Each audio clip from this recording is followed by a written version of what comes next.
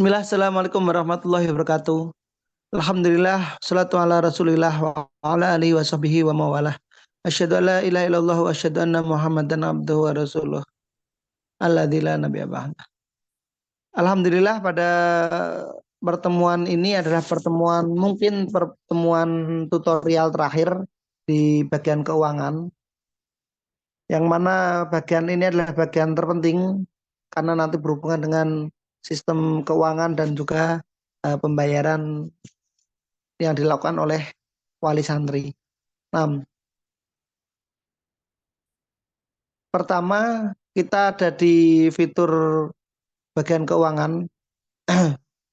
Nanti mohon bisa login di akunnya masing-masing untuk bagian keuangan.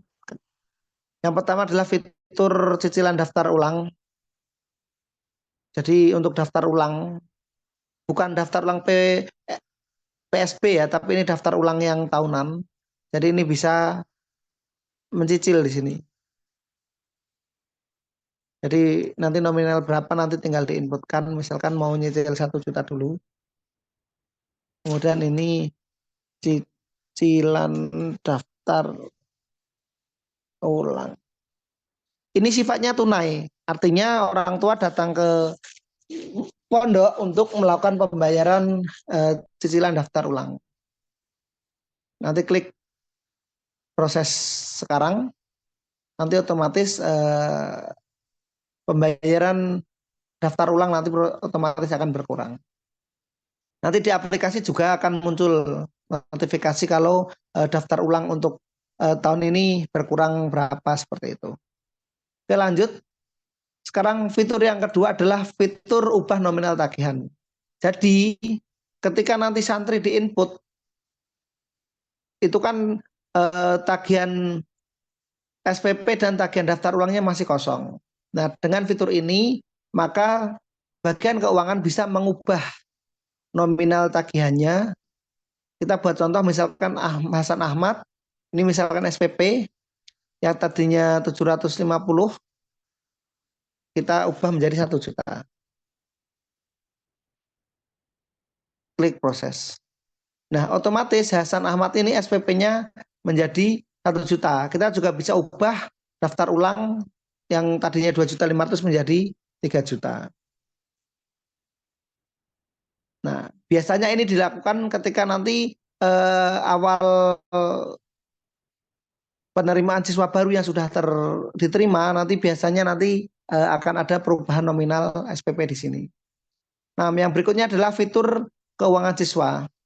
Nah, di sini kita bisa bagian keuangan bisa mengetahui tunggakan SPP-nya berapa sama tunggakan daftar uangnya berapa. Nah, dengan itu bisa kita misalkan mau membuat kartu untuk ujian, misalkan ini punya tunggakan enggak. Kalau dia enggak punya tunggakan maka 0, seperti ini. Kemudian fitur yang kedua, ini data bank dilewati. Jadi karena masih ada di sini di data bank, ini contoh aja. Ini contoh, nanti bisa diubah-ubah sendiri. Nah, karena Ibnu Abbas menggunakan fitur scrapping. Jadi pembayarannya nanti transfer ke rekening Ibnu Abbas, kemudian sistem akan melakukan cek otomatis di rekeningnya, dan nanti ketika ada pembayaran itu maka statusnya menjadi lunas. Nah, yang kedua, ini fitur ini tidak digunakan ketika menggunakan fitur payment gateway.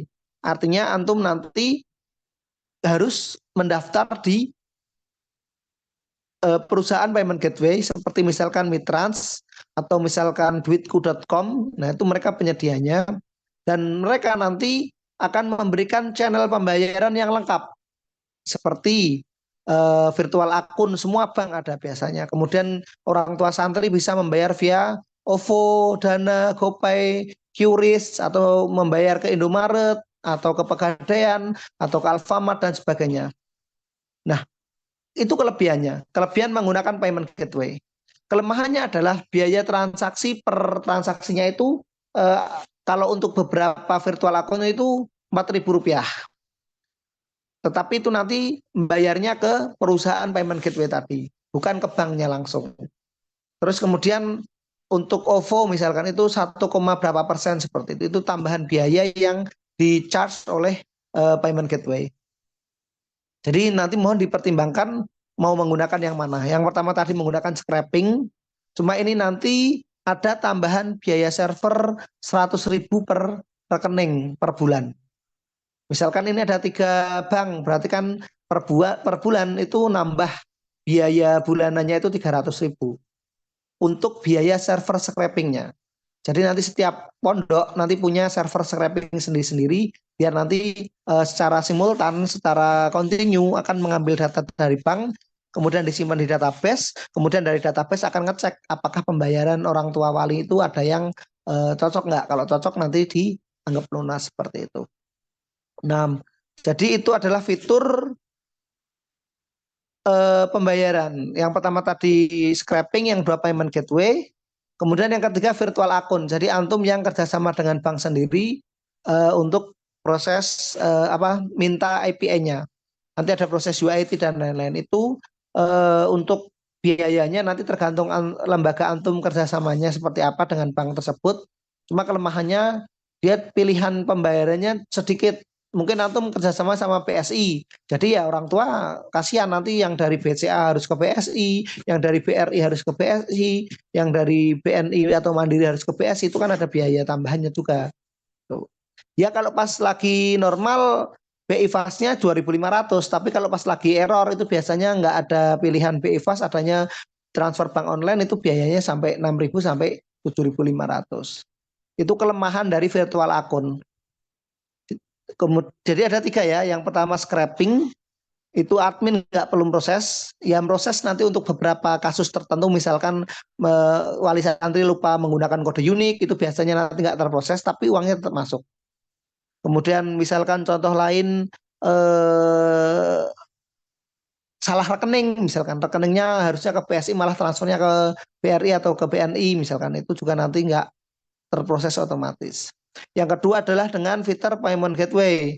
Jadi antum harus mempersiapkan payment gateway, bekerja sama mendaftar di Mitrans atau duitku.com. Nah itu developnya juga cepat. Kita nanti settingnya cepat di aplikasi. Orang tua nanti juga banyak pilihan. Cuma mungkin ada biaya transaksi yang lumayan.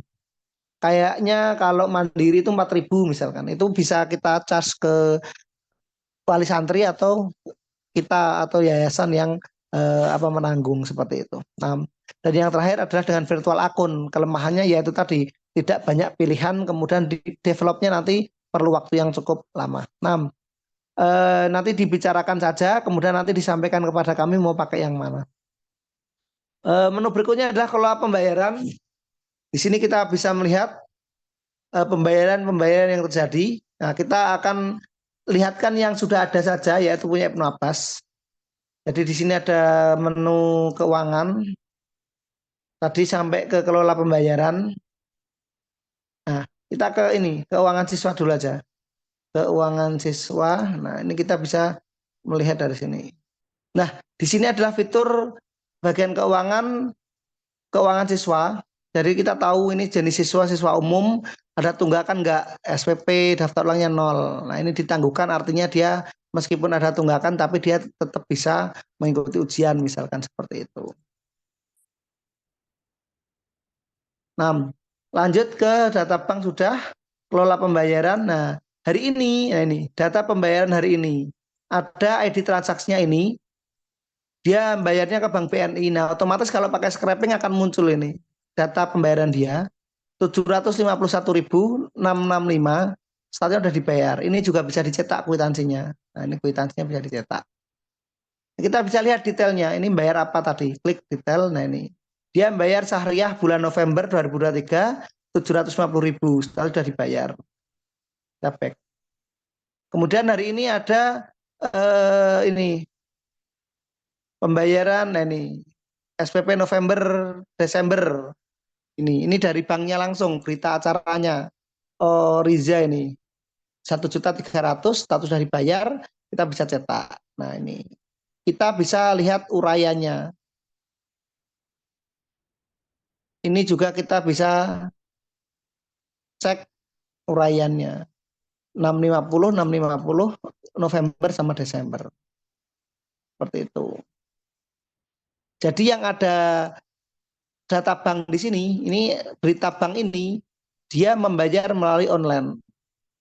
Ada nggak yang tunai? Nah, kita coba lihat yang tunai. Nah, ini ada yang tunai. Berarti dia bayarnya di kantor. Kemudian ini ada yang bayar Bank BSI tapi nggak ada beritanya karena dia masih belum mentransfer. Artinya dia masih menunggu pembayaran. Seperti itu. Nah, bagaimana kalau misalkan ternyata dia salah transfer? Nah, seperti ini. Ini sepertinya bukan tunai, tapi dia transfer bulat seperti ini. Karena dia pasti ada tambahan kode unik di situ. Tapi ini dia malah bulat. Berarti dia dibantu proses manual. Jadi dia sudah mengajukan seperti ini misalkan. Ini, tapi kok tidak terproses padahal dia sudah transfer 650.000. Maka nanti admin cukup ngecek di menu bagian keuangan. Di sini ada menu namanya mutasi bank. Nah, misalkan ini mutasi bank hari ini tanggal 4 ke BSI. Nah, ini real time, ini menggunakan scraping namanya. Nah, ini identifikasinya tabungan, tabungan. Nah, seperti ini. Nah, ada nggak yang kosong? Nah, kita lihat yang kosong. Nah, ini Eko Wijiatmoko 0 kosong. Berarti dia salah kode unik kemungkinan. Mengapa? Dia tidak diproses otomatis. Kemudian ada lagi yang kosong enggak? Coba kita lihat. Nah ini juga 251 ini juga kosong. Nah, kembali ke menu yang tadi seperti ini. Jadi kalau misalkan dia sudah bayar transfer tapi kok statusnya menunggu pembayaran dan uangnya memang masuk, maka antum bisa bantu klik bayar di sini. Nah, ini klik bayar jika tagihan ini sudah dibayar. Nanti otomatis statusnya jadi tunai. Seperti itu. Ini berlaku kalau misalkan ada orang tua yang request tetapi dia mau membayarnya ke pondok. Jadi requestnya pakai aplikasi, tapi mau bayarnya ke pondok. Nanti kita bisa bantu klik bayar dan nanti kalau sudah dibayar nanti bisa kita cetak kwitansinya. Nah, itu yang kedua adalah itu tadi kelola pembayaran ya. Kemudian kita ke kelola tagihan. Nah, kita bisa melihat nih, misalkan ini. Kita bisa melihat tagihannya. Nah, kita filter. Nah, ini sudah dibayar semua, sudah dibayar. Yang Januari belum dibayar. Jadi kita bisa melihat dibayar semua.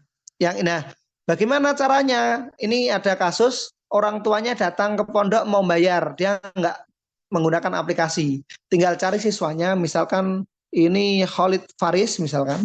Kemudian kita klik filter saja. Nah, dia mau bayar bulan apa ini? Nah, itu harus bayar semua. Ini orangnya udah langsung bayar setahun berarti. Jangan ganti Muhammad Akmal. Nah, ini dia datang ke sini mau bayar bulan Januari. Nah, kita klik tombol bayar, nanti otomatis akan seperti ini, sudah dibayar. Dan nanti akan muncul kwitansinya untuk dicetak dan diserahkan kepada orang tuanya. Seperti itu caranya jika ada santri, orang santri yang ke pondok untuk melakukan pembayaran tanpa menggunakan aplikasi. Nah, lanjut. Jadi tadi masuk ke kelola tagihan ya, jangan lupa kelola tagihan. Kelola pembayaran ini digunakan ketika santri, wali santri sudah melakukan request menggunakan aplikasi, tetapi dia tidak transfer, tetapi dia malah datang ke pondok. Nanti bisa dibantu klik bayar, atau dia salah transfer, harusnya 651.639, dia malah 638 misalkan, atau nggak pakai kode unik misalkan. Nanti statusnya menunggu pembayaran, antum cek, dia ngasih bukti transfer, klik otomatis klik bayar saja, nggak perlu melalui fitur kelola tagihan tadi. Nah, lanjut adalah menu store bendahara. Jadi di bagian keuangan ada menu store bendahara. Artinya biasanya kan ada kasir yang terima pembayaran. Kemudian kasir ini kan biasanya kan harus setor ke bendahara. Contoh ini, nah ini yang sudah di setor misalkan tanggal 2 kemarin, store 122.500.000. Statusnya dalam proses karena belum diterima oleh bagian bendaharanya. Ini kita bisa cek ini, yang di store apa saja. Nah ini, periode, SPP, jenjangnya semua, tunai, uraiannya ini, jumlahnya ini. Nah, ini. Jadi kita bisa ngecek pembayarannya itu apa saja. Nah, siapa penerimanya juga ada di sini. Nah, contoh saya mau nyetor nih, ini saya bendahara nih, sudah terima uang sejak tanggal 1 Oktober sampai tanggal hari ini 4. Nah, jenjangnya apa? Misalkan nanti diantum ini kan PPI kan semua SMP SMA. Nanti diantum kan ada banyak mungkin semua jenjang atau pilih yang mana. Kemudian jenis pembayarannya SPP, daftar atau tunggakan semua. Kemudian metode bayarnya tunai, BSI. Nah, kita meskipun mereka transfer ke bank, kita juga tetap harus melaporkan intinya. Nah, misalkan tunai, uraiannya ini apa? Misalkan store tunai, misalkan laporan store tunai, misalkan. Kemudian di filter nanti akan muncul seperti ini. Seperti itu pokoknya. Bagian keuangan ada store bendahara sudah, kelola tabungan. Nah, di sini kita punya kelola tabungan. Jadi ada dua, satu menambah tabungan sama mengurangi tabungan. Menambah tabungan bisa menggunakan aplikasi, artinya orang tua bisa nambah tabungan dengan transfer otomatis nanti masuk.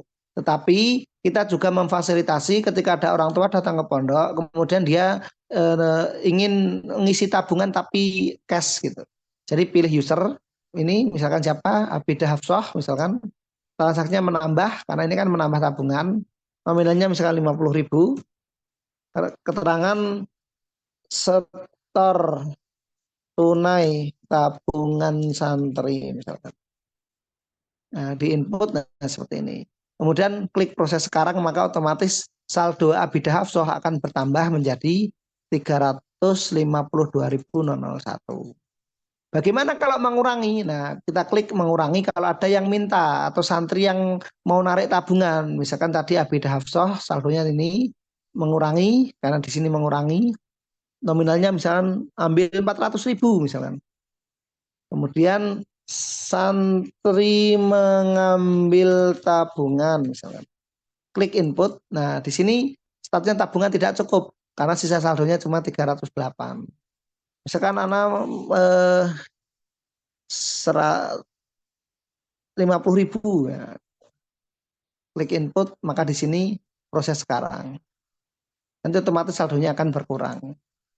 Seperti itu. Itu adalah fitur kelola tabungan. Kemudian cek tabungan. Nah, ini tadi yang online. Nah, ini kita cek tabungan yang online. Jadi ini misalkan tadi Fakih, ini kelas, tanggal menabungnya hari ini, ke Bank BNI, ini transfernya, data banknya, kemudian totalnya 151.669, sukses. Ini juga bisa dicetak kwitansinya kalau mau. Nah, ini sukses, sukses semua. Ini semuanya pakai bank berarti ya, karena ada bukti beritanya. Ada nggak yang tunai? Kita lihat. Nah, ini ada yang tunai juga. Ada yang tunai. Nah, ini yang tunai hari ini. Nah, banyak juga yang menabung tunai ke pondok.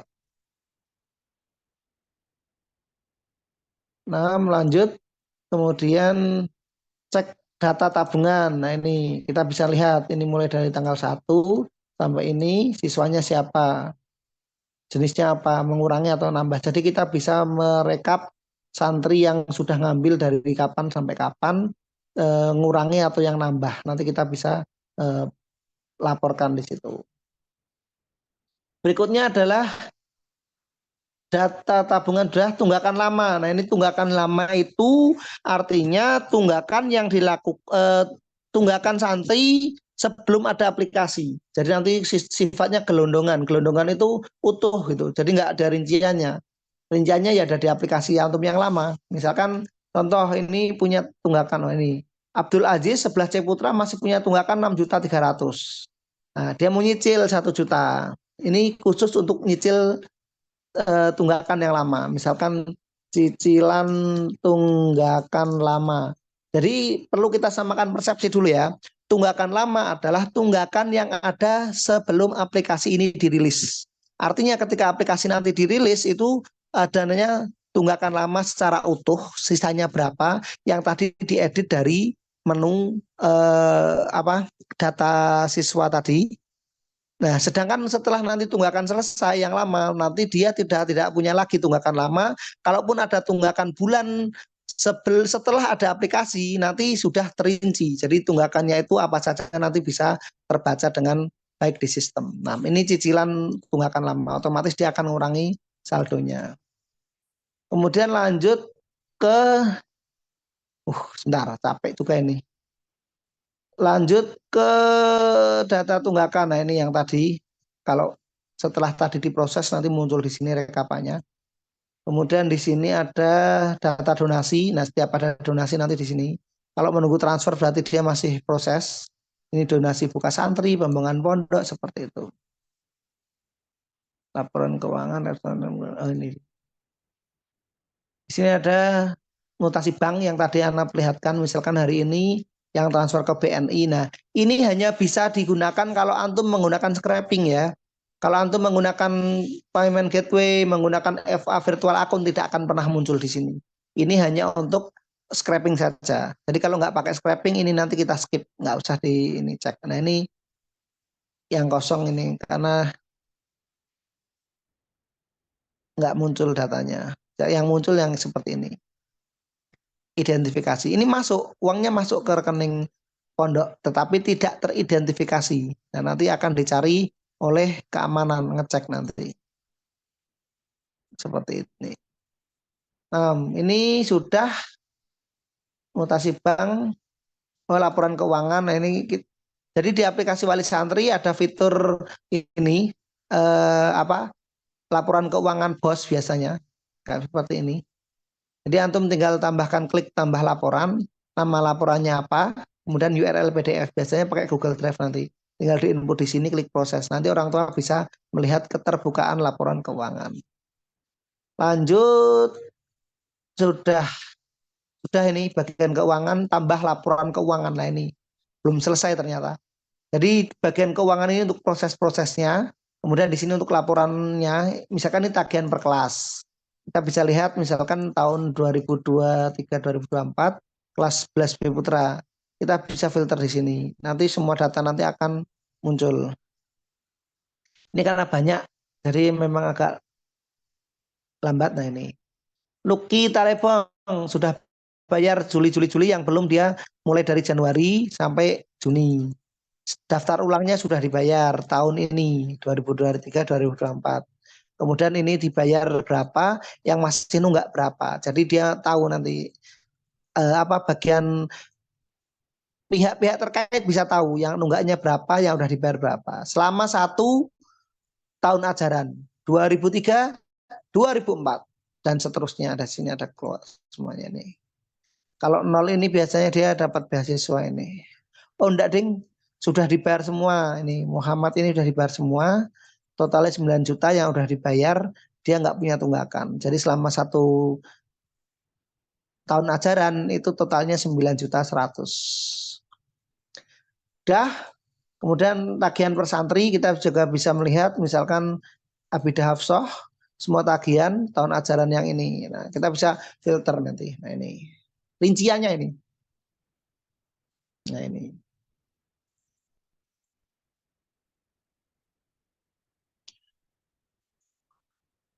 Terus tunggakan berjalan kita bisa tahu per domisili. Jadi ada siswa yang domisili mana, tagihannya berapa gitu. Kemudian penerima beasiswa. Jadi kita bisa melihat di sini misalkan Sufyan As-Sauri. Nah, dapat beasiswa SPP ya, beasiswa daftar ulang ya. Jenis beasiswanya dia anak pegawai. Tanggungan SPP-nya yang harus dibayarkan pondok sebenarnya itu sebesar ini, daftar ulang ini.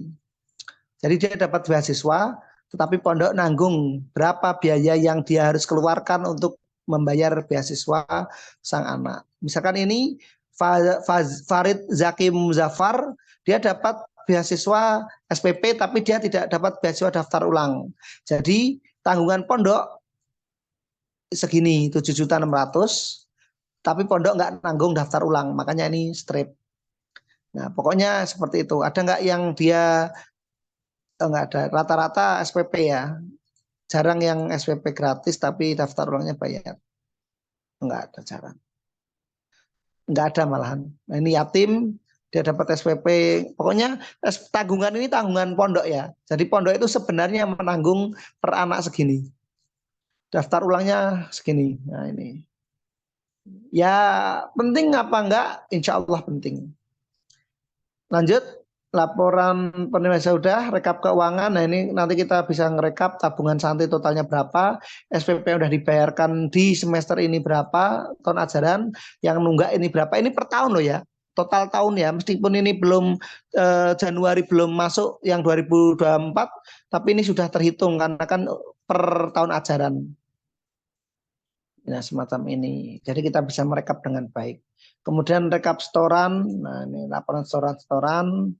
Kemudian tagihan yang menunggak ada enggak ini. Kemudian rekapitulasi. Nah ini misalkan syahriah terbayar segini, tunggakan ini, capaiannya 92%. Tagihan Agustus 91%. Jadi kita bisa melihat nanti capaian-capaiannya dalam satu periodik nanti untuk syahriahnya. Capaiannya ini. Untuk daftar ulang ini capaiannya 73%. Tunggakan ini masih ada 92 juta Juli. Ini capaiannya baru 27%. Jadi kita bisa lihat capaian dan sudah berapa persen terbayar sama yang masih menunggak. Dah selesai. Alhamdulillah. Mungkin itu ya dari kami. Antum bagian keuangan silahkan dipelajari. Kalau misalkan masih ada yang belum jelas, nanti bisa dikembangkan lagi, ditanyakan lagi di sesi pendalaman materi. Mohon maaf kalau misalkan ada salah kata. Ini suara Ana mungkin sudah mulai agak lemes ya, karena tadi kita maraton mulai dari fitur kepegawaian sampai fitur keuangan. Alhamdulillahirrahmanirrahim selesai dengan selamat. Artinya Ana selamat, ngomongnya nggak sampai semaput. Mungkin demikian dari Ana. Wabillahi taufiq wal hidayah. Wassalamualaikum warahmatullahi wabarakatuh.